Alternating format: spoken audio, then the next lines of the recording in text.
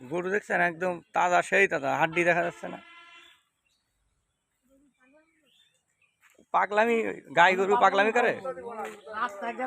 গাই গরু মুখই দিয়ে দিলে আর কোনো নেই, 1 ঘন্টা বাইরে বের করে রাখলে আর কোনো সমস্যা।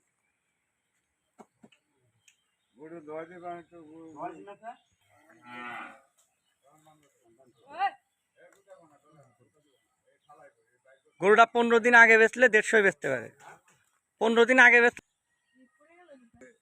তোকে কান্না পড়বো।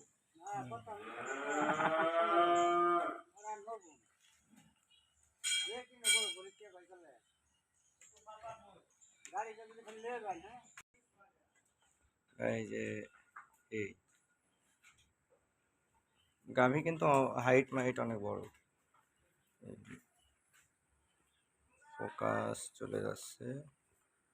এটা খাঁচা অনেক বড় ভাই, মানে খাঁচা পিছনের রানটার কথা যদি বলা হয় তাহলে একটা একটা গরুর সমান, মানে পিছনের পাটটাই বেশ বড় আছে।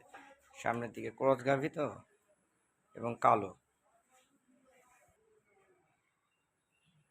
বাইরে আলোর কারণে একটু ইয়ে হচ্ছে ভাই। এই গরু কিন্তু অনেক বড় গাভী।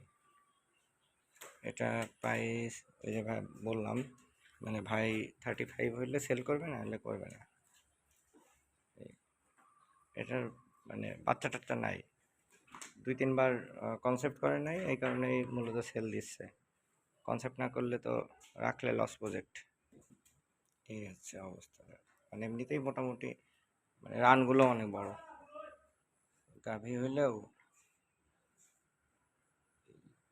কনসেপ্ট করলে হচ্ছে রেখে দিত ভাই, কনসেপ্ট না করার কারণেই বিক্রি করছে।